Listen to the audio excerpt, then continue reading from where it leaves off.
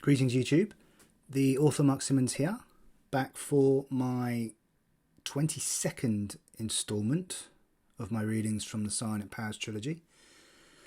In this episode I'll be reading a snippet from chapter 10 of my third novel, Raised from Darkness.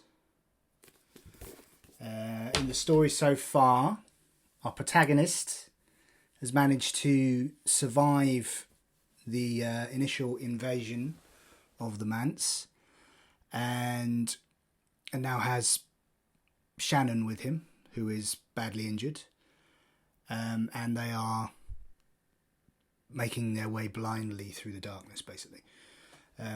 Raised from Darkness is available on Amazon via Poe Boy Publishing. As always, I've not rehearsed this, so we'll see how it goes.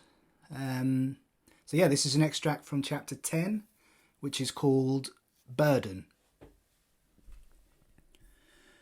Fingertips resting on the rough wall, Whitfield edged his foot forward, feeling for the step down.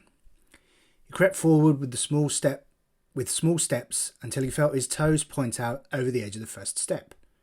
He dropped his foot down and a jolt ran up his spine. Shannon bounced against his back and gave out a pained cough. Whitfield felt a warmth run down over his shoulder as liquid spilt out of Shannon's mouth, and he smelt the copper of her blood. The closeness of the liquid made his stomach growl, and all he wanted to do was turn his head towards the patch on his clothing.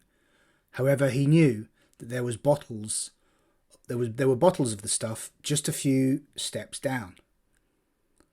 "Watch what you're doing," she spat as more liquid poured down his t-shirt, her words rebounding around the large room.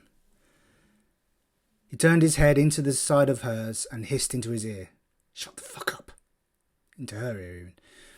Shannon's thighs tightened around his waist and her left arm flexed around his throat, but there was no power in her limbs.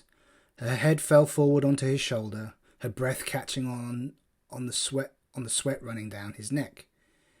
"Get going," she whispered, her words barely audible. So he did as he was asked and slid his foot forward to the edge of the next step. He found it and lowered down onto it. The bump of this impact was not nearly as jolting as the last. Shannon merely tightened her grip around his neck.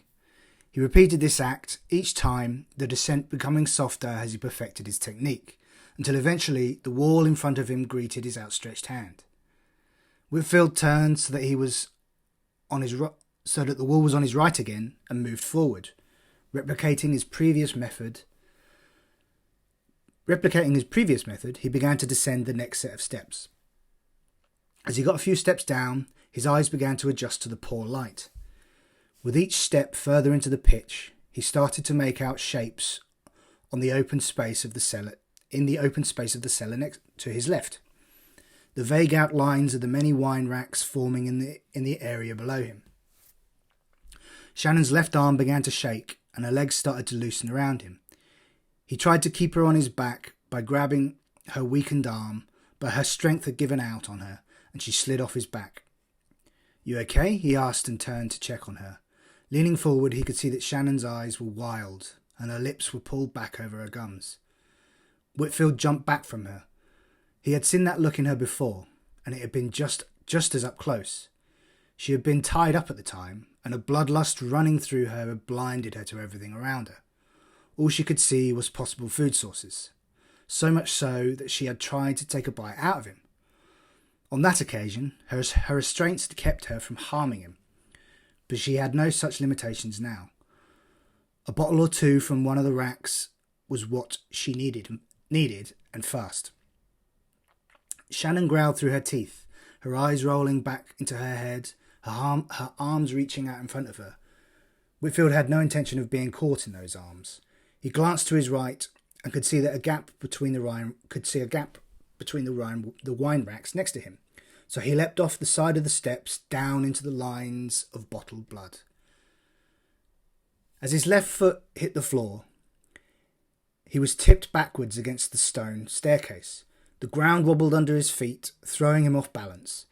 He stuck his arms out to steady himself as he was pitched to his right. For a second he thought that the rack of bottles to his left was going to fall forward on top of him, but the metal shelving stood in place. The floor seemed to steady itself, albeit at a slight angle. The bottles clinked together as the only sign that anything had happened. However, there was definitely something not right. His opinions on the structural integrity of the building would have to wait. Shannon needed sustenance. Whitfield pulled the nearest bottle to hand out of the rack. The cold glass was soothing against his palm, and the weight of it reassuring in his hand. It made him feel like he was armed. What good it would be against one of those things out there in the dark was another matter. You need to have some as well. Listening to himself, he twisted the lid off the bottle and drank deeply. The usual calmness overcame him, and the fear that had surrounded him faded, if only just a little. He pulled another bottle out and replaced it with the empty. He now just needed to make his way to the bottom of the steps and then get back to Shannon with the bottle. He took a step forward but stopped in his tracks. The shadows moved at the other end of the aisle. He stood immobilized as he stared into the gloom ahead, his knuckles turning white around the bottle. As fear ran through his body again. With each second that ticked by, Whitfield pleaded with his eyes to adjust to the light. Just being able to see more than a few feet in front of him would have been enough, but they wouldn't focus. There you go. Another one. Chapter 10. Things aren't going so well for Shannon, and Whitfield's doing what he can, basically. The Amazon link for the UK and US versions are both available in the body of this video, along with my Facebook author page, my Instagram page, my Twitter page. Let me know what you thought, if you liked it, if you loathed it. All criticism is good criticism. So, yeah. I'll see you next time.